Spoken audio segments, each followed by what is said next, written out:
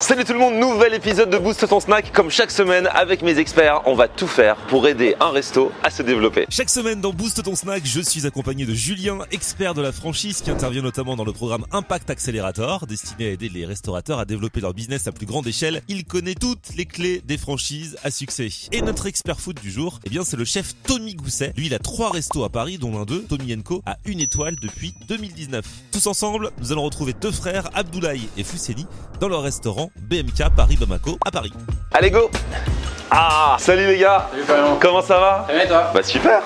Salut! Ça va? Bien? Ouais. Alors là aujourd'hui, c'est 2 frangins, hein. BMK Paris Bamako. Ça fait un moment que vous êtes... vous, j'ai entendu parler de vous depuis un moment quand même hein, déjà. Hein. En fait, oui, on a ouvert le premier restaurant en juillet 2017, BMK Ouais. Paris Bamako, et celui-ci, là où on est, c'est BMK Folie Bamako qu'on a ouvert en 2020. Et c'est la même chose dans les 2 restos? C'est pas la même carte, D'accord. les 2 restaurants. C'est la même type de cuisine, donc cuisine principalement d'Afrique de l'Ouest, mais aussi d'autres régions d'Afrique. Mais on a fait des cartes un peu différentes entre les 2 restaurants. Donc vous êtes 2 frangins. Depuis quand? Vous avez toujours été dans la restauration? Toujours eu ce rêve? Ou comment ça s'est passé? On a toujours été dans la restauration via notre papa. En fait, c'est lui qui a été restaurateur. Il est arrivé en France dans la restauration.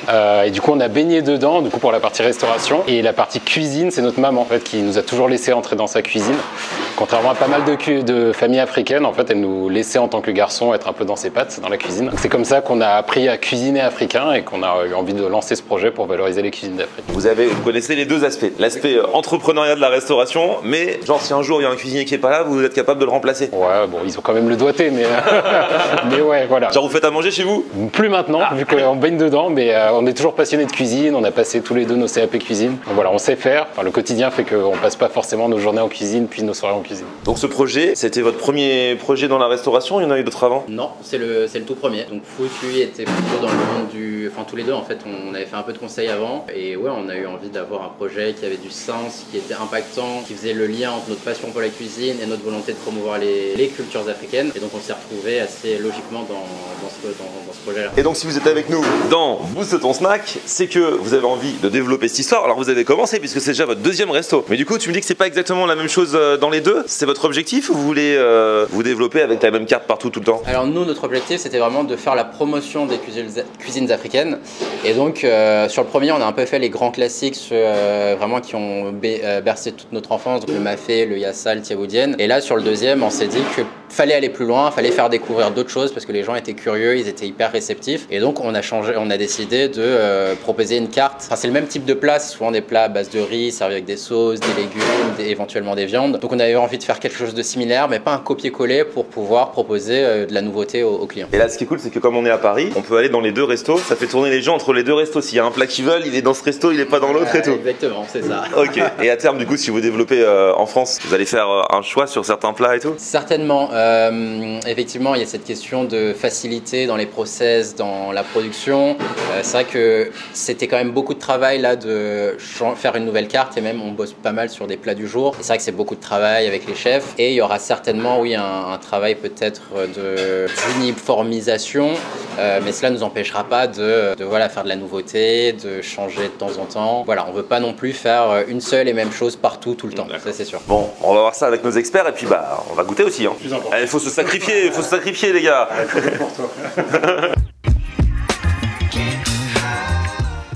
Julien, notre expert. Comment tu vas Julien? Ça va Florian? Ah, ça fait plaisir comme d'hab. Alors, t'as étudié le dossier de BMK? Oui, en fait le point clé c'est est-ce qu'on peut faire du business et faire vivre ses valeurs en même temps? Finalement, Abdou et Fous, ils ont une méthodologie un peu particulière et ils ont réussi à allier à la fois leur conviction, leur fierté, des racines et en même temps, ils ont réussi à monter un business qui est viable, qui est profitable et qui se développe. La grande leçon pour moi de ce concept, c'est d'arriver à faire vivre ses valeurs dans son business et de ne pas chercher à tout prix la rentabilité financière.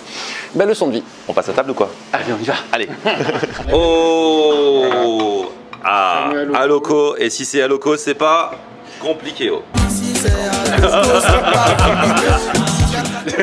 Aloco et farini, du coup c'est des beignets végétariens avec des petites épices, du paprika, du gingembre, un peu de piment doux. Ok. Petite purée de piment maison, voilà pour les plus téméraires, très bonne mais il y a les mollos. Ah ouais. De boisson, il y a un jus de gingembre et fruits de la passion. Ok. Ça, c'est un jus de gingembre maison, un jus de bissap, fleur d'hibiscus et un jus de bouille, c'est le fruit du baobab. Oh là là là là là là. Alors, souya soupe à fiche, ça va être pour toi. Voilà. Donc c'est une base de semoule de manioc sans gluten avec du poisson mariné avec des épices qu'on appelle souya. C'est une sorte de vinaigrette. Ouais, c'est trop bon. Le fameux mafé, du coup nous qu'on fait au poulet fumé, voilà la recette de la maman. Et Bamakul Lamb, c'est une version un peu revisitée du dibi, de la viande qui est un peu Grillé. Voilà, donc nous c'est de l'agneau servi avec des haloco et une sauce au poivre de penja. Et quatrième plat, le zamé. Du coup c'est le cousin malien du fameux thieboudienne. Du coup c'est un riz qui est mijoté avec des épices douces, donc là il n'y a pas de tomates, c'est ça la différence. Et on t'a mis une version végétarienne, voilà, qui est tout aussi bonne, mais bonne pour la planète. Merci.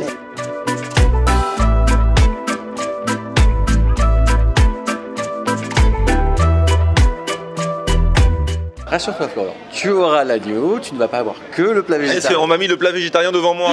Bah écoute, oui, mais... Non mais j'aime bien, ça a l'air trop bon. Ça franchement tu me fais manger des légumes comme ça à gogo. Hein. Allez, on a le plaisir d'avoir le chef Tommy avec nous aujourd'hui. Ça va Tommy? Salut les gars, salut l'équipe. Chef étoilé les gars. Aujourd'hui expert food de haute expertise. On va essayer d'analyser la cuisine qui a l'air déjà très gourmande. Tu connais un petit peu ce type de cuisine Moi j'ai une belle sensibilité, j'aime la cuisine de partage, j'aime la cuisine africaine. Donc ouais, je pense que je vais adorer. Ouais. Les gars, on commence par quoi les petits? Alors on a les alocos classiques, hein, les bananes plantains. On a les petits beignets végétariens. On commence en mode apéro ou on attaque par les plats? Pour moi ça sera l'apéro je pense. Allez, go. On y va à la main. Hein. On y va à la main, avec la sauce. Voilà. Franchement, tout fait maison et minute. Hein. Les beignets, je les ai vus en cuisine. Très bon, bien équilibré, la sauce est bonne, pas trop épicé, super. Je me resserre.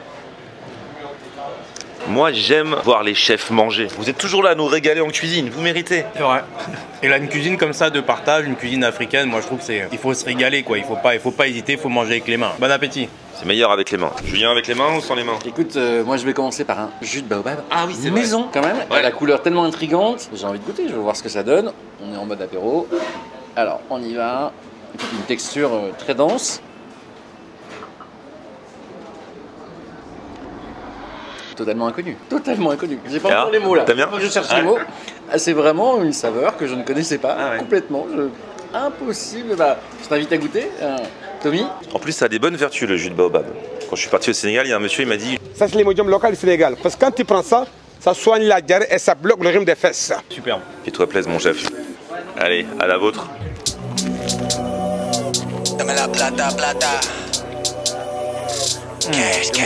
Bien relevé comme il faut. Banane plantain, moi j'adore, c'est la vie. Ah ouais. Bravo les gars. Ah, moi aussi.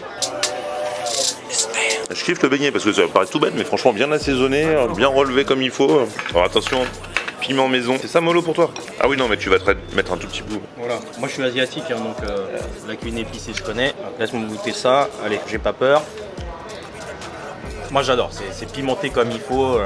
Il faut bien doser, mais je trouve que c'est parfait, très bon équilibre. Bravo. Alors ça me semble assez copieux, honnêtement il y a la bonne quantité, mais c'est vrai que moi j'aime manger dans des grosses assiettes. Ah ouais. Alors que là on a l'impression, voilà, comme je mange un peu comme... On met à côté, c'est ça? Voilà, j'en mets un peu à côté. Donc c'est vrai que moi j'aurais préféré avoir une grande assiette. Mais on a l'impression qu'on en a plus quand c'est une petite assiette. C'est vrai, pas faux, pas faux. Et puis dans une assiette comme ça, le portionnement est plus facile à faire. On peut plus facilement égaliser, mettre la bonne quantité. Bon, après, ça a l'air vraiment quand même de suffire pour un plat. Hein. Ouais, franchement. Bah, déjà, t'as beaucoup de riz et tout. Bonne cuisse de poulet. Tu veux taper dans ton agneau, Julien? Je vais le goûter l'agneau quand même. Enfin, en fait, il t'a appelé d'abord avant de m'appeler. Hein, mais bon. Rassure-toi. Je suis un bon ami, Julien. Et toi aussi. Exactement. Alors, on va tester. Hop. Cuisson parfaite. Ah ouais. Super. J'adore l'agneau. Avec les kebabs de ton émission. Tu vois, un petit morceau comme ça, bien grillé. Ah ouais, ça c'est un beau morceau bien grillé ça. Moi je mets un petit peu de sauce piment là, comme ça. Ouais, on a compris. Toi tu mets du piment dans tout. Fondant, croustillant autour, avec un petit peu de sauce piment, pour moi c'est parfait. Hein. Ah super. Il y a l'option sauce douce. Ah c'est vrai.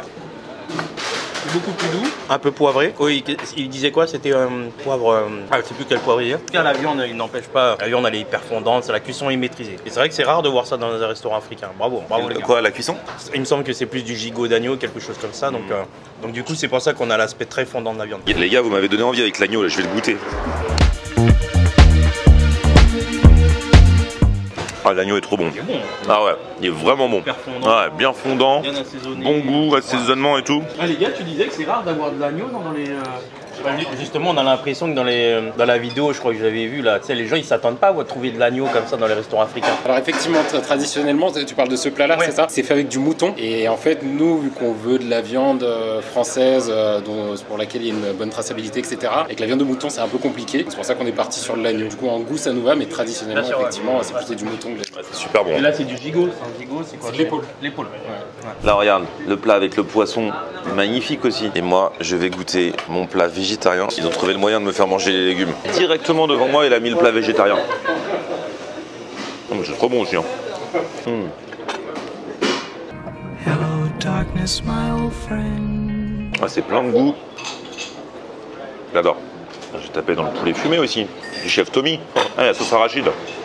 Ah, j'aime bien. Mais c'est vrai que j'ai pas l'habitude de manger comme ça avec le poulet fumé. Ça fait un autre combo que par exemple quand vous mangez un mafé plus classique et tout. Ouais, traditionnel. Avec le poulet fumé, ça change complètement la donne. Ça apporte une touche supplémentaire, c'est différent. Ça mérite d'avoir l'identité du restaurant, quoi. Un poulet mafé comme ça, fumé, c'est différent. Et c'est très bon. Alors, le poisson. Le poisson avec une sauce, comme une sauce vierge.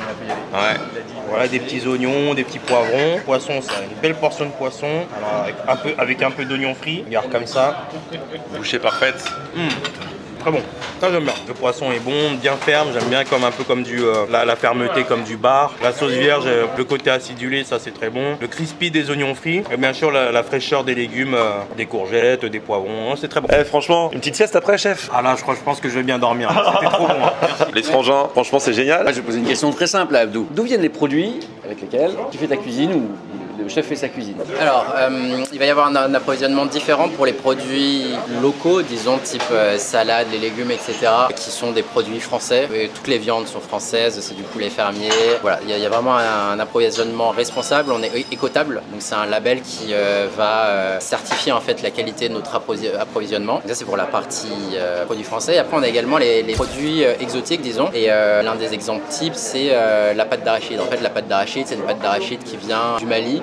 Donc nous, on a développé des champs d'arachide à Gabou, qui est le village natal de notre père, qui est près de Caille. Parce qu'en fait, ils avaient des terrains vides qu'ils n'exploitaient pas. Et nous, on s'est dit qu'il y avait vraiment quelque chose à faire. Et donc aujourd'hui, on a fait des plantations, on a cultivé les arachides, ils sont broyés, torréfiés sur place. Ensuite, on les reçoit. Et c'est grâce à ça qu'on fait notre pâte d'arachide. Donc il y a un peu deux volets. La partie produits français, on fait du local pour limiter l'empreinte carbone, forcément. Et pour les produits plus exotiques qu'on ne peut pas se procurer en France, là on le fait le plus possible en direct fournisseur. Et ça se voit aussi dans la partie épicerie. On a une partie épicerie ici et qui est un peu plus grosse dans l'autre restaurant, à laquelle on va avoir par exemple du miel du Cameroun, du poivre de Penja qui est un poivre d'indication géographiquement protégé. On a du café d'Éthiopie, si vous voulez un café, après vous pourrez le prendre, il est hyper bon. Donc voilà, on travaille avec beaucoup de partenaires. On voit vraiment ça comme une collaboration parce qu'on veut connaître les fournisseurs, savoir comment ils s'approvisionnent, choisir des fournisseurs qui ont une logique responsable avec un aspect social fort et qui partagent nos valeurs. Voilà, donc c'est un choix précisément qui est fait pour des valeurs et pas non plus uniquement pour des raisons économiques. Donc c'est la preuve qu'on peut être restaurateur, vivre ses valeurs tout en pratiquant une activité très saine. C'est très équilibré en termes financiers tout comme en termes culinaires. Donc on est sur un business rentable, mais on n'a pas besoin d'aller gratter à fond pour avoir un business rentable qui fasse vivre ses valeurs. Et moi je trouve que c'est une très belle leçon de Abdou et Fous qui ont réussi à faire vivre des convictions très profondes au travers de leur activité de restaurateur. Eh, bravo les gars. Donc maintenant, 10 restos. On espère. Ce qu'ils ont fait là pour 2 restos, c'est possible après de le transformer.